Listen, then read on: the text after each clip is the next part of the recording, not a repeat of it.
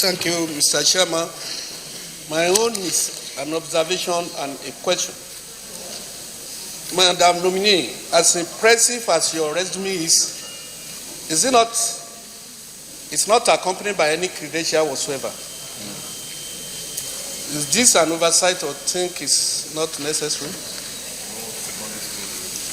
Then my question is, what is your honest assessment of the Girl Child Initiative education in Nigeria?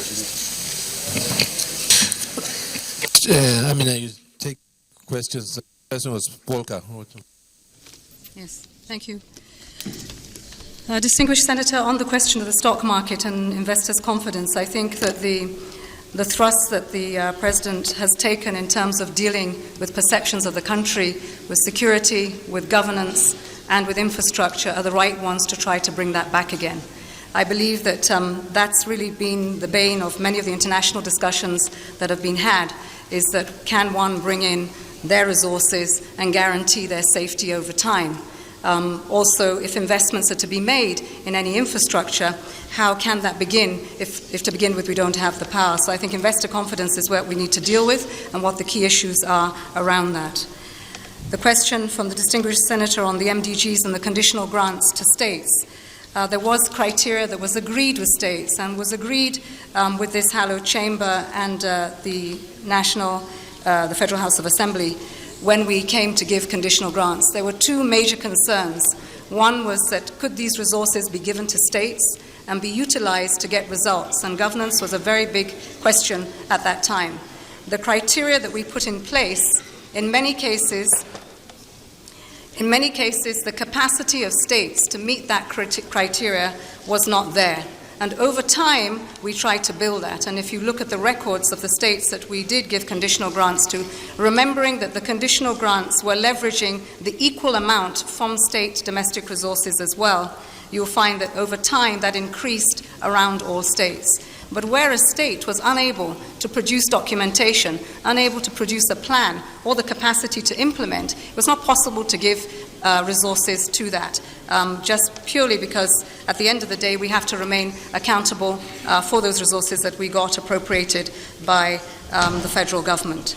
I believe that going forward, if we are to pursue the conditional grant scheme, it is a good scheme. It is a scheme where the federal, the states, and the local governments come together behind one policy.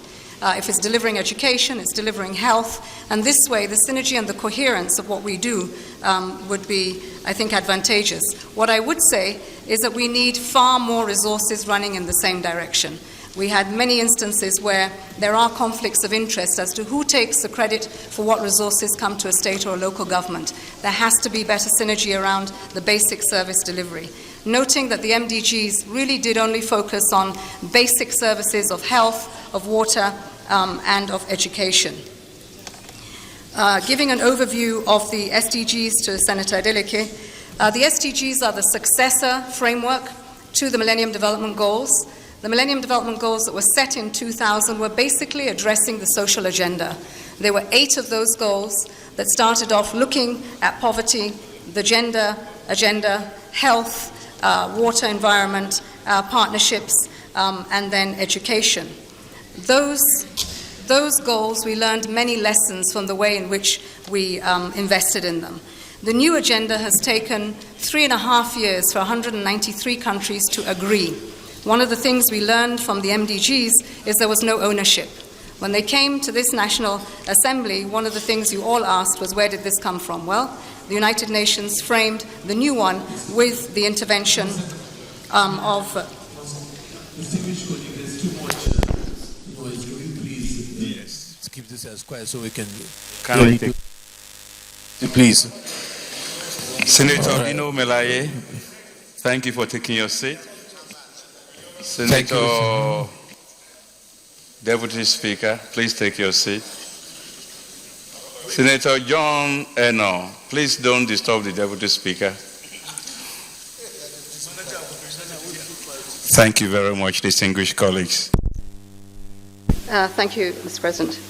So, in essence, the difference between the Sustainable Development Goals and the MDGs is that the approach is different. We are now addressing the social, the economic, and the environmental aspects of development. That we're not just talking about fixing the health system or education, but that you're asking what you invest in your economy has results that deliver services, health, education, water, the well-being of people. But they also take into account that we do have very real issues in the environment, and that is around climate change. Climate change, where evidence shows us that as countries are growing and industrializing, the emissions that we get from fossil fuels, and in particular Nigeria, it's not sustainable. And so therefore, if we, Nigeria now, are to industrialize, are to look at the value chains, whether they're manufacturing or they are agriculture, then we will have to take that into consideration. The 17 SDGs are a response to 193 countries, Nigeria included, where we acknowledged what were the issues that we have to face. I think even when we do our planning in Nigeria, to agree as a country what the major issues are. Inequality, poverty, the conflict, migration, youth unemployment, the issue of women and access to resources were all the backdrop of what was agreed. The 17 goals themselves deal with finishing off the MDGs. They also deal with the economy, the environment, and then two incredibly important aspects. One is governance, the rule of law, corruption, and institutions. I think this is a critical issue that we discussed for over a year and a half in the United Nations, with many who believe that without it, no matter what the goals, you cannot deliver if your institutions are not strong, they're not credible, and there are no checks and balances for corruption. Corruption is a symptom of just a basically poor structure, institutions, and a lack of capacity.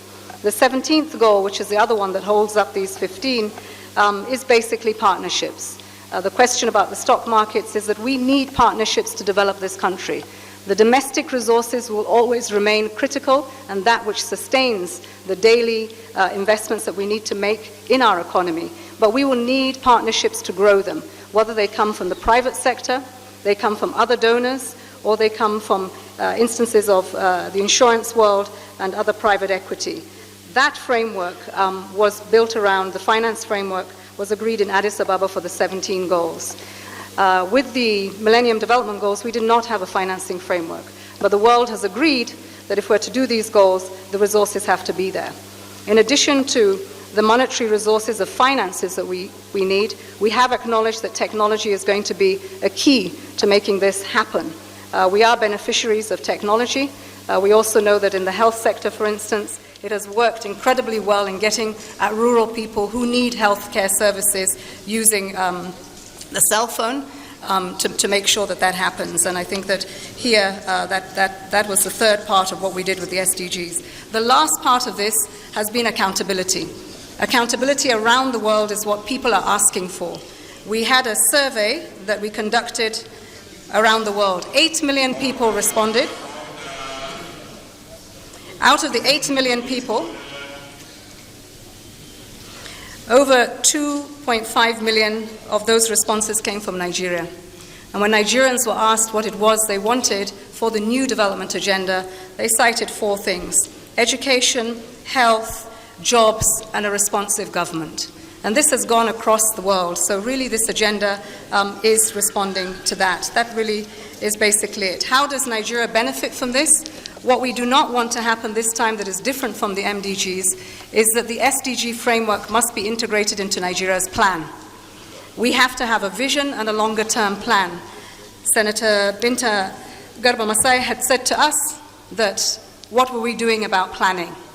We have had plans, and some of them have not been as robust as we need to respond to the issues that we have. But we do have Vision 2020. That is a plan that was a national one. It needs upgrading, it needs to respond to the current times, but the SDGs should be integrated into that plan and not an SDG plan at the side. So one would hope that that happens. But with every plan and whatever we do integrating it, what we are suffering from these days to know where to go, where the issues are. I noted from the distinguished senators the issue of whether you had lopsided investments. The baseline data for this country is really not available. And unless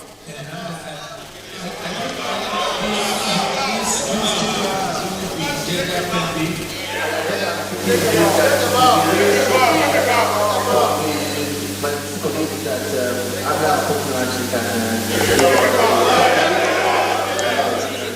Thank you.